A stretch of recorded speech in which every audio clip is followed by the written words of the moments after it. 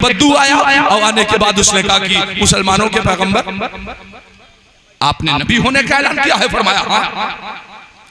अच्छा तो हम आपको नबी मान लेंगे। तो कहा मान लो, इसीलिए तो हम आए हैं। तो कहा ऐसे नहीं मानेंगे। कहा फिर? कहा वो जो खजूर का पेड़ है ना, कहा का खजूर के पेड़ में वो गुच्छा लगा हुआ है। कहा हाँ गुच्छा लगा हुआ है अपनी जुबान में। कहा तो कहा कि उसमें उस गुच्छे में उस गोशे में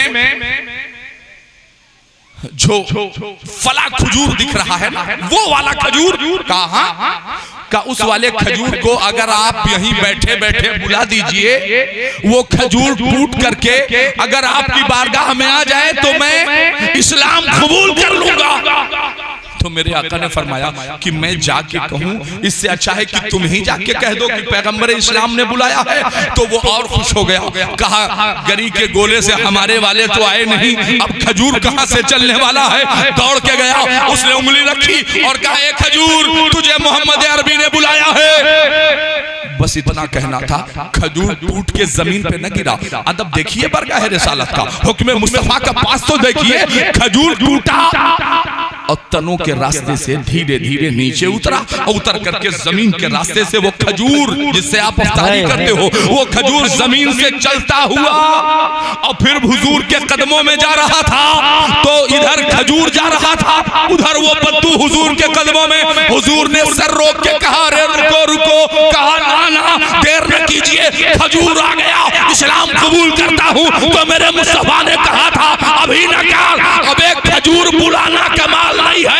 टूटे हुए खजूर को वापस भेज के उसी जगह पे लगा के लहरा देना, ये कमाल की बात है। तब मेरे इमाम ने कहा था काम देता है देने को, मुंह चाहिए देने वाला है सच्चा हमारा। नारे तकबीर, नारे रिसालत, सरकार की आमद, नारे तकबीर, नारे रिसालत जिंदाबाद।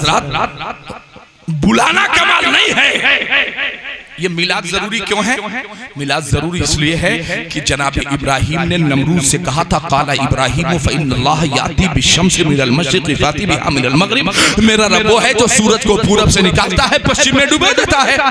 सूरज निकालने का काम सिर्फ परवरदिगार का है। मगर मकाम सहबा में मौलाए कायनात के जानू पर मेरे नबी का नबूवत वाला सर अक़दस रखा हुआ था। मौलाए कायनात की नमाज़े असर क़ज़ा हो गई। अल्लाह के हबीब ने देखा कि अली की आंख से आंसू टपके, रुखसारे मुस्तफा पे ठहरे। नबूवत वाली आंखें खोली और पूछा मा युब्की का या अली, अली किस चीज ने तुम्हें रुला दिया? अर्ज करते हैं या रसूल अल्लाह असर की नमाज क़ज़ा हो गई, इसी गम में मैं रो रहा हूँ। अल्लाह के हबीब फरमाते हैं अली एक बात बताओ, रो मत। नमाज असर क़ज़ा पढ़ोगे कि अदा? नमाज असर क़ज़ा पढ़ोगे या अदा?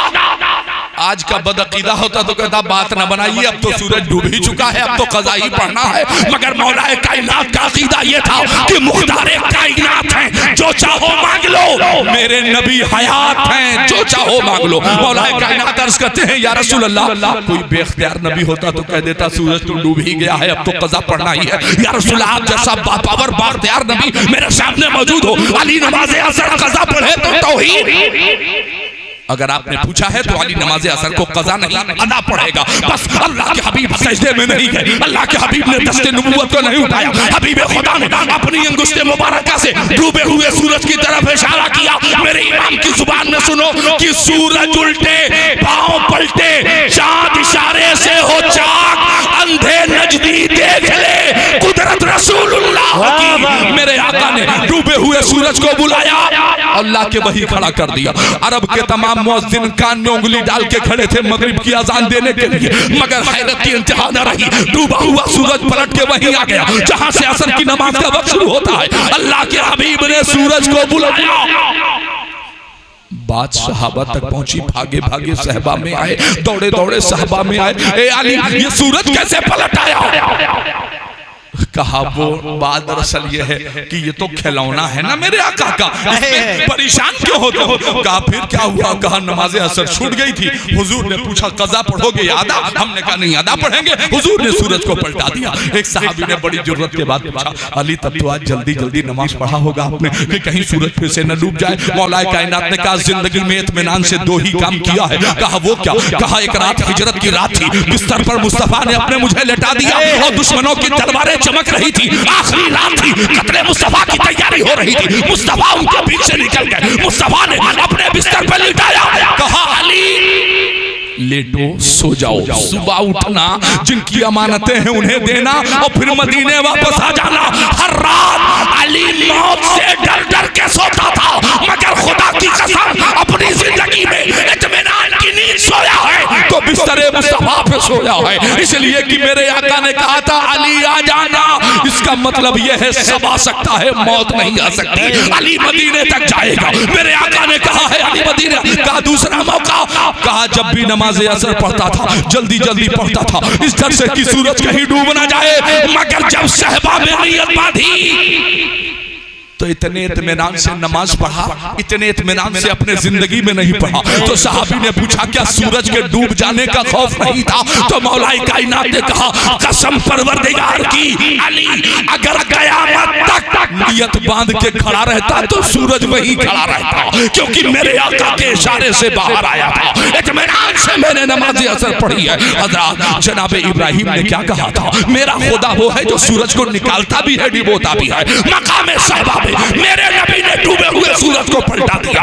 दुनिया कहीं मुस्तफा को खुदा न मान ले तो हमने ऐलान करना शुरू कर दिया कि सुबह शादी का वक्त था, दिन दोशंबा था, आमिना की गोद थी, मरहूम अब्दुल्ला का घर था। मेरा नबी बरोज दोशंबा सुबह शादी के वक्त पैदा हुआ। जो पैदा होगा वो खुदा नहीं हो सकता और जो खुदा होगा वो पैदा नहीं हो सकता। तो मीलाद शिर्क नहीं है, मीलाद दाफ़े शिर्क है। मीलाद शिर्क की जड़ों को काट देता है। सरकार की मीलाद से दिलशाद रहेगा। दिलशाद था, दिलशाद है, दिलशाद रहेगा। एक रोज आएगा मिट जाएगा अमरीका। बगदाद था, बगदाद